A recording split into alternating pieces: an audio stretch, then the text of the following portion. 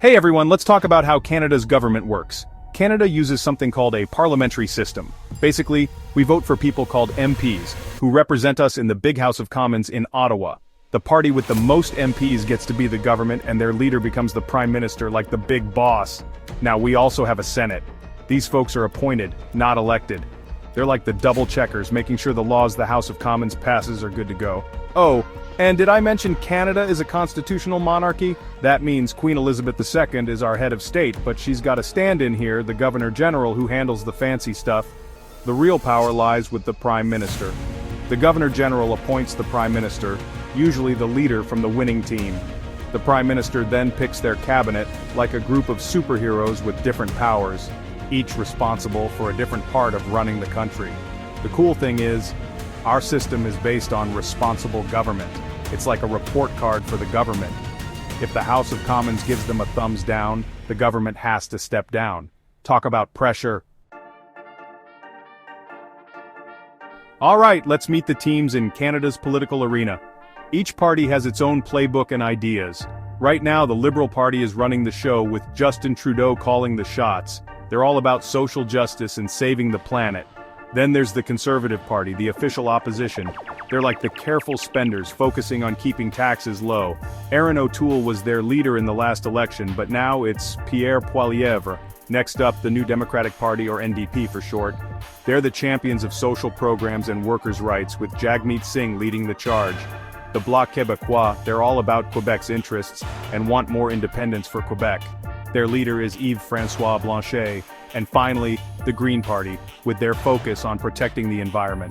Annamie Paul was their leader in the last election. Each party gives Canadians different options, and they debate big issues like healthcare, climate change, and the economy. It's up to us, the voters, to choose the party that matches our values.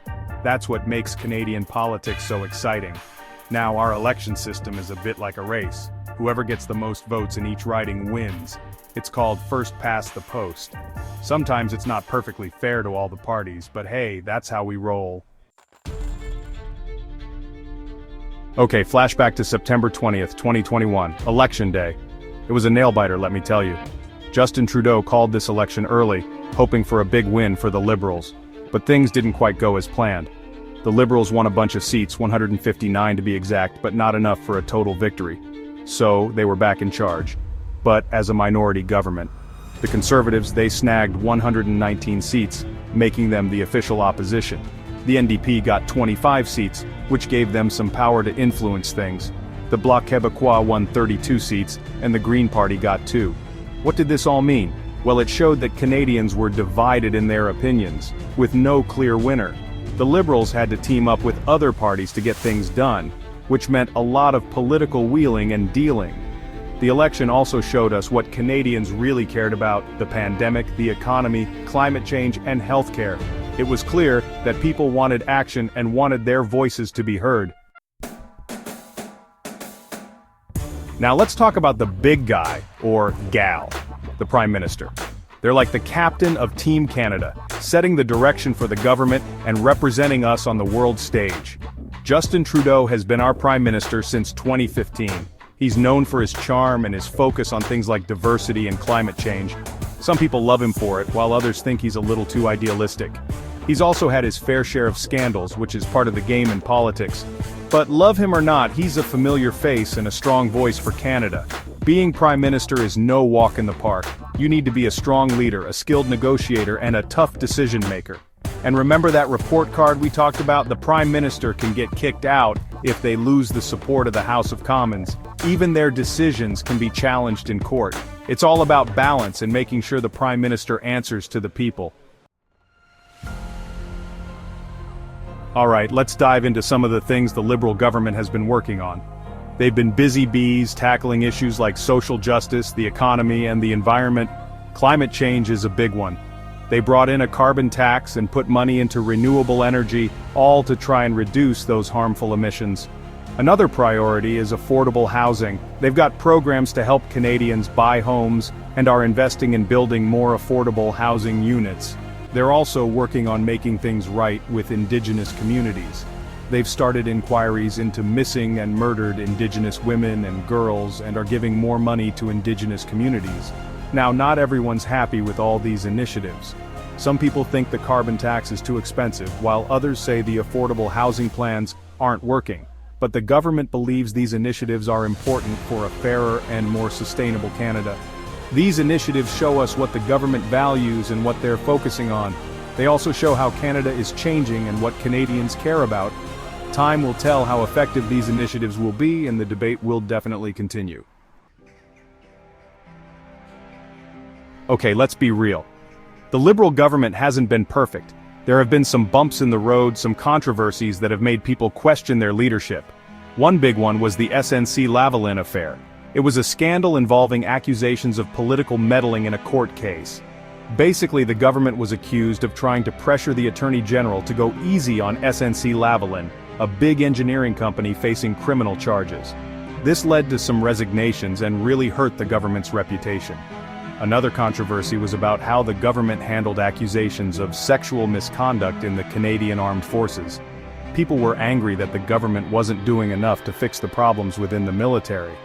These controversies made people question the government's judgment and whether they were being open and honest. The government also faced criticism for how they handled the COVID-19 pandemic. While Canada got praise for its initial response, the vaccine rollout and dealing with the economic fallout received mixed reviews. These controversies and criticisms show just how tough it is to run a country, especially in a world that's always changing. Let's take a closer look at the SNC-Lavalin affair, a scandal that really shook things up in Ottawa. It all started with accusations of the government trying to interfere with a court case. They were accused of trying to influence the outcome of a case against SNC-Lavalin, a Canadian engineering firm that was in big trouble for corruption. The government was accused of pressuring Jody Wilson-Raybould, the Attorney General at the time, to cut SNC-Lavalin a break and offer them a deal that would help them avoid a trial. But Wilson-Raybould refused, saying it was wrong, and she ended up resigning from her position. This whole mess led to a public inquiry, which found that the Prime Minister and his team had crossed some ethical lines. The scandal really hurt the Liberal government's reputation and made people worry about whether the government was respecting the justice system. The SNC-Lavalin affair is still a sensitive topic and a reminder that ethics and accountability are super important in government. Now let's talk about Indigenous rights, a really important issue in Canada. The sad truth is that Indigenous peoples are still dealing with the effects of colonialism and discrimination. Back in 2015, the Truth and Reconciliation Commission released a report with 94 calls to action, things that needed to be done to right the wrongs of the past and make things better for Indigenous communities. The Liberal government promised to make these changes, but it's been slow going. Indigenous communities still face huge challenges like poverty, lack of clean water, and high suicide rates. People are frustrated that the government isn't doing enough to help. The government has taken some steps, like starting inquiries into missing and murdered Indigenous women and girls, and promising to implement the United Nations Declaration on the Rights of Indigenous Peoples. But there's still a long way to go. Making things right with Indigenous peoples requires real commitment and listening to what they have to say. The government needs to work together with Indigenous communities to build a better future for everyone. So, what does the future hold for Canadian politics?